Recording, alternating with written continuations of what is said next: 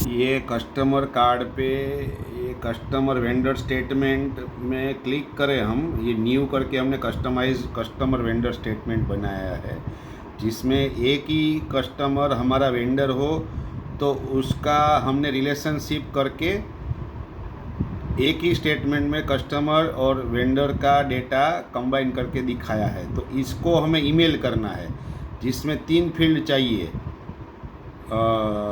ये इसको मतलब इसका जो प्रिंट आता है उसको, एक है टू, दूसरा है सीसी और तीसरा है डिस्क्रिप्शन में। उससे ज़्यादा दे सकते तो अच्छी बात है।